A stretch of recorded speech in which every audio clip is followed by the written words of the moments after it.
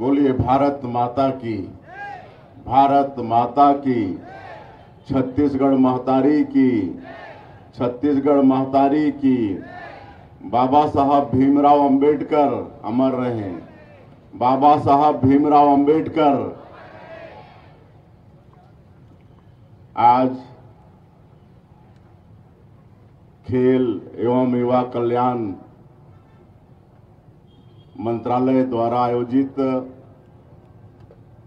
जय भीम पदयात्रा में मंच में विराजमान हमारे प्रदेश के खेल एवं युवा और राजस्व मंत्री आदरणीय श्री टंकराम वर्मा जी, हमारे विधायकगण श्री मोतीलाल साहू जी, गुरु खुशवंत साहेब जी, पुरंदर मिश्रा जी, अनुज शर्मा जी, खेल एवं युवा कल्याण विभाग के सचिव श्री हिमशिखर गुप्ता जी,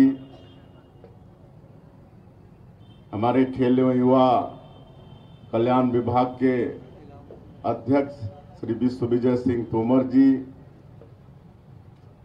विभाग के सभी अधिकारीगण, सभी संभ्रांत नागरिक बंधुओं और मेरे प्यारे स्कूली भाइयों और बहनों और मीडिया के बंधुओं, आप सभी को बाबा साहब भीमराव अंबेडकर जयंती की अग्रिम शुभकामनाएं। कल 14 अप्रैल है।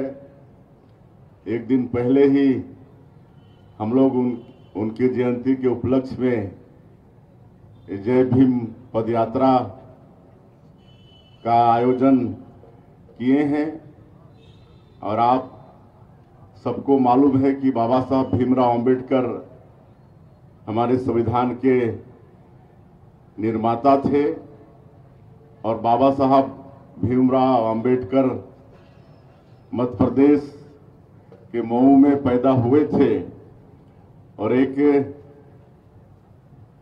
दलित परिवार में पैदा हुए थे और परतंत्र भारत में पैदा हुए थे।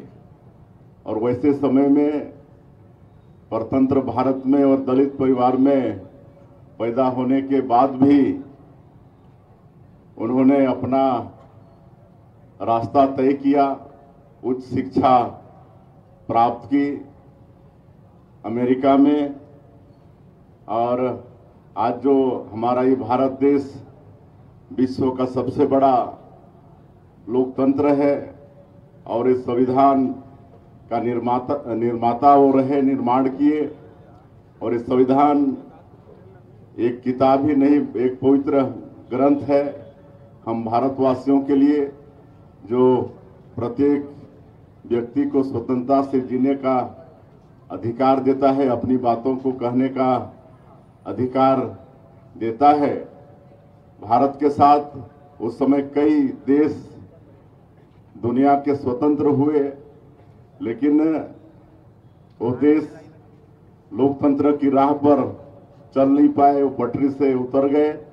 लेकिन हमारा ये भारत देश विशाल देश होने के बाद भी आज संविधान के अनुरूप चल रहा है। इसमें कहीं ना कहीं बाबा साहब भीमराव अंबेडकर की दूरदर्शिता का वो परिणाम है। और हम आज की इस अवसर पर हमारे देश के यशस्वी प्रधानमंत्री नरेंद्र मोदी जी को धन्यवाद देना चाहेंगे कि हमारे छत्तीसगढ़ के निर्माता बाबा साहब भीमराव अंबेडकर जी से संबंधित जो उनका जन्म स्थल है मऊ, अमेरिका में उन्होंने शिक्षा ग्रहण की।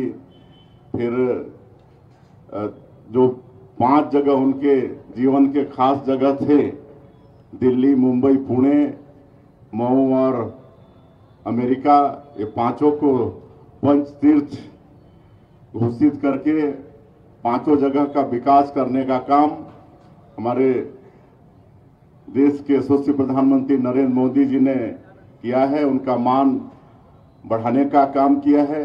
और 26 जनवरी को 1950 में जब इस देश में संविधान लागू हुआ तो 26 जनवरी को उन्होंने संविधान दिवस के रूप में भी घोषित किया है और बाबा साहब का सम्मान बढ़ाया है।